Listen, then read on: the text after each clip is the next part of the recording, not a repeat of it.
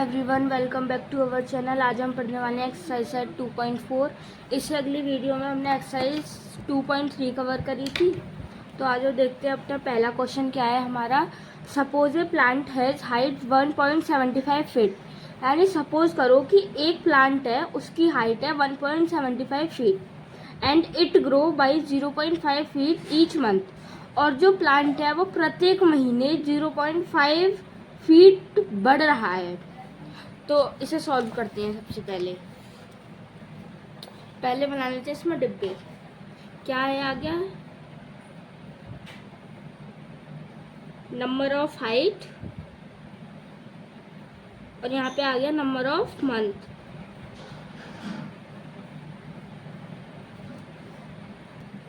ठीक है, तो फिर हमारा ये बन गया। अब कह रहा है कि 1.75 फीट तो उस प्लांट की हाइट है और 0.5 फीट हर महीने बढ़ रहा है। तो इसकी जो 0 मंथ में होगी वो आएगी 1.7 फीट। तो 1 मंथ में कितनी आएगी? 1 मंथ में आएगी 1.7 मल्टीप्लाई 1 प्लस 0.5 फीट बढ़ रहा है तो 0.5। तो आंसर आएगा 2.25।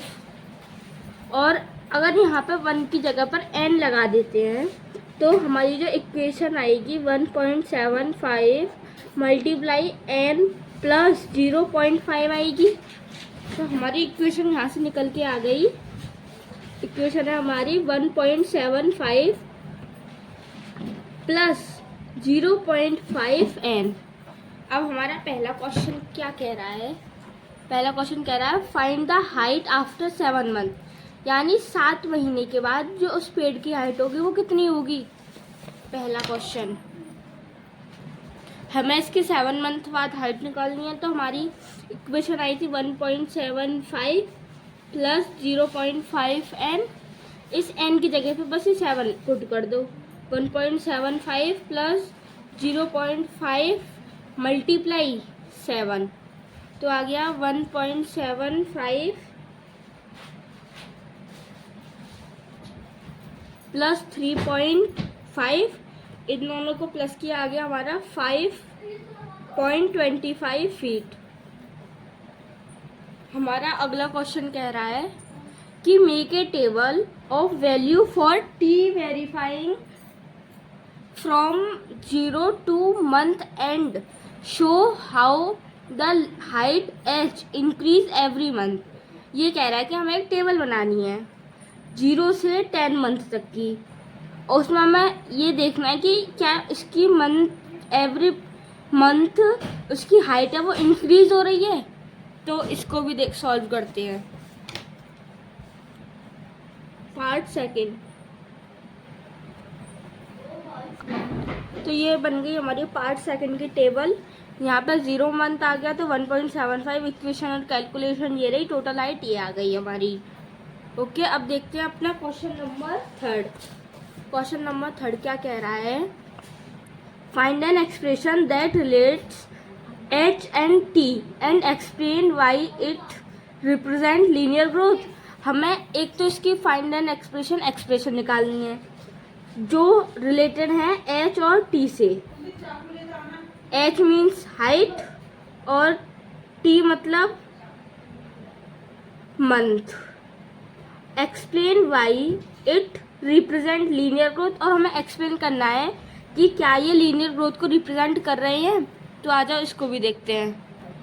तो हमारी इक्वेशन पहली तो रिप्रेजेंट हो रही थी एच से क्या रिप्रेजेंट हो रहा था कि हमें उसकी जो इक्वेशन जो टोटल हाइट निकालनी थी एच से रिप्रेजेंट हो रही थी।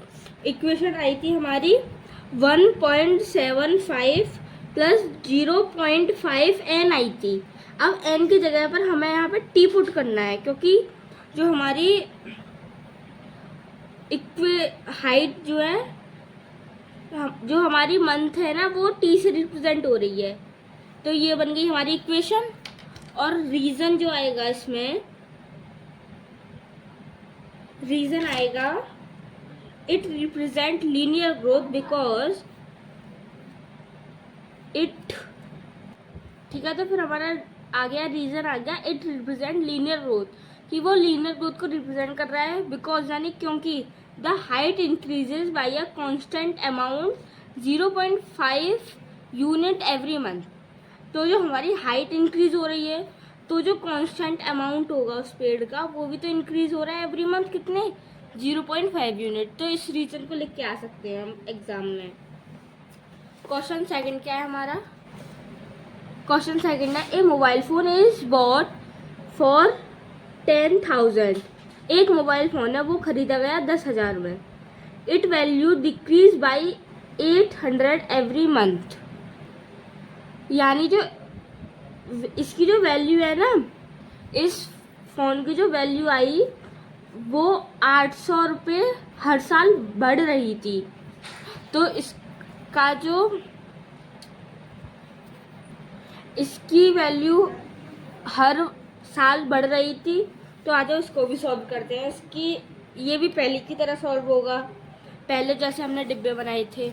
आ जाओ इसके भी डिब्बे बनाते हैं। तो हमारे 0 मंथ में जो डिक्रीज हुआ था वो हुआ था 1,000। ये मंथ आ गए या मोबाइल फोन आ गए, 1,000 आ गया। अब फर्स्ट मंथ में कितना डिक्रीज हुआ होगा, 10,000 -1 मल्टीप्लाई 800 आ गया 9,200। अब यहाँ पर मान लो मंथ मान लो या इसे ईयर मान लो। तो अगर ये हमने n मान लिया, तो अगर यहाँ पे हमने n लिख दिया मंथ या ईयर जो भी है इसमें, तो इक्वेशन जो आएगी वो आएगी 10,000 -n multiply 800।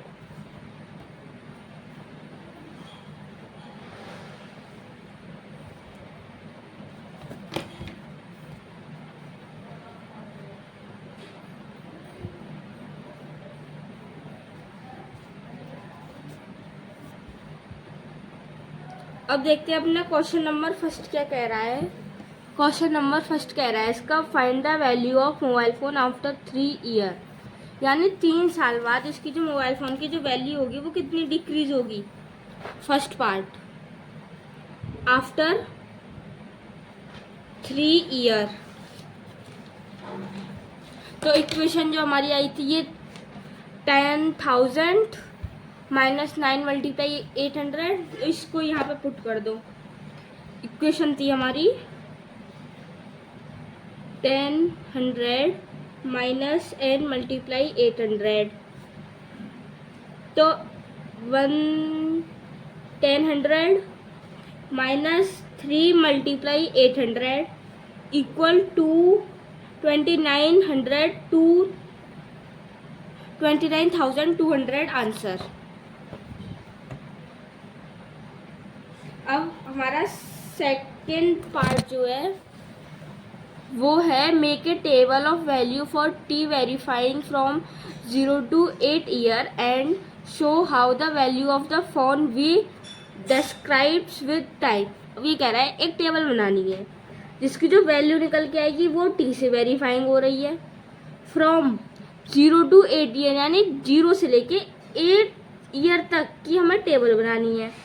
And show how, वो शो करनी चाहिए द वैल्यू ऑफ फोन्स, जो फ़ोन है वो वी से वेरीफाई हो रहे हैं, डिस्क्राइब्स विद टाइम। तो इसको भी सॉल्व करते हैं। तो ये बन गई हमारी टेबल। यहाँ पे मोबाइल फ़ोन आ गया, यहाँ कैलकुलेशन आ गई, यहाँ ईयर आ गई। अब देखते हैं अपने थर्ड पार्ट को। थर्ड पार्ट कह रहा है find an expression that relates V and T and explain why it represents linear decay. अब देखो यहाँ पे क्या कह रहा है कि एक एक्सप्रेशन जो बनी थी हमारी वो फाइंड करनी है, और जो एक्सप्रेशन बनी थी वो रिलेटेड है वी और टी से, and explain why it represent linear decay, और एक्सप्लेन करना है कि ये लीनियर डिके क्यों है। तो आ जाओ इसको भी देखते हैं। हमारी जो पहले इक्वेशन बनी थी वो बनी थी 10,000 -n मल्टीप्लाई 800। अब यहाँ पर जो n है ना, n वो वेरीफाई किया गया है t से, तो ऐसे लिखेंगे हमसे 10,000 माइनस टी मल्टीप्लाई 800, ये बन गई हमारी इक्वेशन। अब उसने रीजन भी पूछा है तो रीजन भी लिख दो।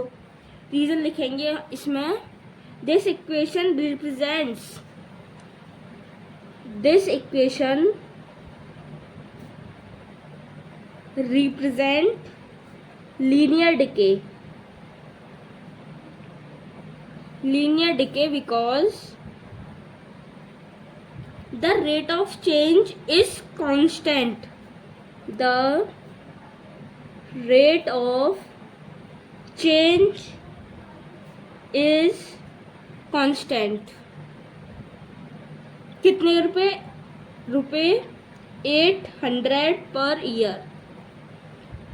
तो इसे हम रीजन में एग्जाम में लिख के आएंगे, पूरे मार्क्स मिलेंगे, कोई दिक्कत की बात नहीं है। अब देखते हैं अपने क्वेश्चन नंबर 3 को। क्वेश्चन नंबर 3 क्या कह रहा है, the initial population of village is 750, यानी जो एक विलेज है उसकी जो इनिशियल पॉपुलेशन दे रखी है वो दे रखी है 750। एवरी ईयर, यानी प्रत्येक महीने 50 people move from a nearby city to the village. ये कहना चाह रहा है कि प्रत्येक साल 50 लोग वहाँ से निकल जाते थे उसके पास वाली सिटी में। तो इसको सॉल्व करते हैं। क्वेश्चन नंबर 3, इसमें भी टेबल बनानी है, स्टार्टिंग जैसे करी थी क्वेश्चन फर्स्ट की, तो इसकी भी बनाते हैं टेबल। ठीक है, तो भाई ये बन गई इसकी टेबल। अब कह रहे हैं 0 टाइम में 750 लोग थे वहाँ पे, तो 50 लोग मूव हो जाते थे सिटी की तरफ, तो 750 जो वहाँ की पॉपुलेशन होगी सिटी की, तो 750 प्लस 1 इंटू 50 इक्वल 800। अगर अब यहाँ पर टाइम की जगह पर टी रख देते हैं, मान लो टी रख दिया, तो इक्वेशन निकल आएगी हमारी 750 प्लस टी मल्टीप्लाई 50, ये हमारी इक्वेशन निकल आई। अब देखते हैं इसके फर्स्ट पार्ट को। इसका फर्स्ट पार्ट कह रहा है find the population of the village after 6 year, यानी 6 ईयर बाद जो विलेज की पॉपुलेशन होगी वो कितनी होगी। 6 ईयर बाद पूछ रहा है, तो after 6 year, first part after 6 year. Equation आ गई थी हमारी 750 प्लस टी मल्टीप्लाई 50। अगर टी की जगह पर 6 रख दो, 750 प्लस 6 इंटू 50 आ गया हमारा 1050 आंसर। अब देखते हैं अपने क्वेश्चन नंबर 2 को। क्वेश्चन नंबर 2 कह रहा है कि make a table of value from T verifying from 0 to 10 year and show how the population P increase every year. यानी एक टेबल बनानी है पहले तो, मेक ए टेबल कह रहा है ना, make a table value for T verifying, जो टी है वो टाइम दे रखा है, टाइम टी से वेरीफाइंग होगा, और कब तक की बनानी है हमें 0 to 10 ईयर तक की टेबल बनानी है। And show how the population P, जो पॉपुलेशन है वो पी से डिनोट हो रही है, इंक्रीज एवरी ईयर। आ जाओ इसकी भी टेबल बनाते हैं। तो ये बन गई हमारी टेबल। यहाँ पे आ गया टाइम, कैलकुलेशन, पॉपुलेशन। टाइम 0 से 10 तक पूछा था, ये इसकी कैलकुलेशन हो गई पूरी, और ये पॉपुलेशन आ गई। अब देखते हैं अपने क्वेश्चन नंबर 3 को। क्वेश्चन नंबर 3 कह रहा है हमारा find an expression that relates P and T and explain why it represent linear growth. यानी एक तो हमें इसकी एक्सप्रेशन फाइंड करनी है जो रिलेटेड है पी और टी से। पी बताया था पॉपुलेशन है, टी बताया था टाइम है। एंड एक्सप्लेन भी करना है why it represent linear growth, की वो लीनियर ग्रोथ क्यों है। आ जाओ इसको भी देखते हैं। ये आ गया हमारा क्वेश्चन नंबर 3।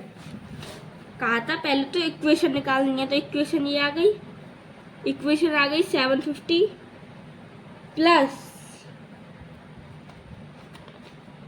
50t। तो ये जो इक्वेशन आई पॉपुलेशन निकल के आएगी, इससे पॉपुलेशन की इक्वेशन है ये। अब उसमें तो रीजन लिख के आएंगे ना, रीजन भी तो पूछा है उसमें। रीजन क्या लिख के आएंगे, रीजन लिख के आएंगे this expression represent linear growth because the rate of change it's constant bracket में +50 पर ईयर, ऐसे ये लिखिए हमारा इसका रीजन। अब देखते हैं अपने क्वेश्चन नंबर 4 एक्सरसाइज का लास्ट क्वेश्चन। क्वेश्चन नंबर 4 क्या कह रहा है, ये कह रहा है a telecom company charges 600 for certain recharge scheme. एक टेलीकॉम कंपनी है, उसका जो चार्ज होता है वो 600 रुपये का होता है। This prepaid balance is reduced by 50 rupees each day. और जो हमें वहाँ से जो डाटा मिलता है वो प्रत्येक दिन 15 रुपये का मिलता है आफ्टर द रिचार्ज करवाने के बाद। अब इसमें फर्स्ट पार्ट पे आ जाते हैं, वो बॉक्स बनाने की ज़रूरत नहीं है इसमें थोड़ी। फर्स्ट पार्ट है right an equation that models the remaining balance bx after using the scheme for x day, explain by it represent linear decay. एक तो कह रहा है कि जो इक्वेशन की जो मॉडल है ना वो रिमेनिंग बैलेंस है, बैलेंस डिनोट किया गया है bx से। आफ्टर यूजिंग यानी उसे यूज़ करने के बाद जो उसकी स्कीम बनेगी उसको डिनोट किया गया है x डेज। और एक्सप्लेन करना है कि ये क्या लीनियर डिके क्यों है। आ जाओ इसको भी देखते हैं, बड़ा अच्छा क्वेश्चन है ये, एग्जाम में 100% आ सकता है। क्वेश्चन 4 का फर्स्ट पार्ट, हमारा इनिशियल बैलेंस दे रखा था उसमें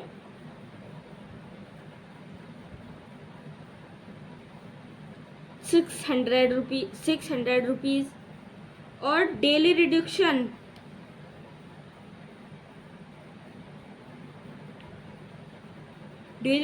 हमारा दे रखा था 15 रुपीज़। तो और हमें जो बैलेंस डिनोट किया गया था वो किया गया था bx से। तो इक्वेशन सीधे सीधे निकल के आ रही है 600 माइनस 15x, क्योंकि इनिशियल बैलेंस जो था वो था 600, डेली यूज़ मिल रहा है हमें 15 रुपीज़। तो सीधे सीधे पता चल गया ना कि डेली माइनस हो रहा है, माइनस और डेली जो भी दिन आएगा वो x की जगह पे डिनोट कर दिया। अब इसमें जो इसने रीज़न भी मांगा है क्यों, रीजन में लिखेंगे this is a linear decay. Linear decay क्योंकि यहाँ पे माइनस आ रहा है, linear decay because the balance decrease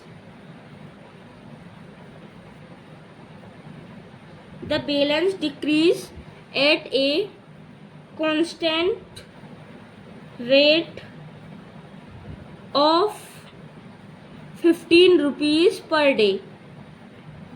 इसका मतलब तो आ गया होगा समझ में। इसका मतलब है कि यह लीनियर डिके है क्योंकि इसका बैलेंस डिक्रीज हो रहा है। कितने रुपये, 15 रुपये पर डे। अब क्वेश्चन नंबर 2 देखते हैं। क्वेश्चन नंबर 2 है हमारा कि after how many days will the balance run out. इसका मतलब कह रहा है कि बाद में कितने दिन बैलेंस उसका चलेगा, कितने दिन चलेगा उसका बैलेंस। आ जाओ इसको भी देखते हैं। ये आ गया हमारा क्वेश्चन नंबर 2। इक्वेशन क्या आई थी हमारी 600 माइनस 15x, यहाँ पे लिख दो 600 माइनस 15x bx बराबर हम तो bx है। हमने एलजेब्रिक पॉलिनोमियल में अभी आगे जाके पढ़ेंगे कि ये जो bx है ना इधर जाके 0 चला जाता है, तो ऐसे कर लेने हैं 600 माइनस 5x 15x इक्वल 0 चला गया, तो माइनस के 15x इक्वल माइनस के 600, माइनस से माइनस कट गया 15x इक्वल 600। 15 से ये कटा है तो x की वैल्यू आ गई हमारी 40 डेज। मतलब जो 600 रुपये का जो बैलेंस हुआ था वो चलेगा सिर्फ 40 दिन। अब देखते हैं क्वेश्चन नंबर 3 को।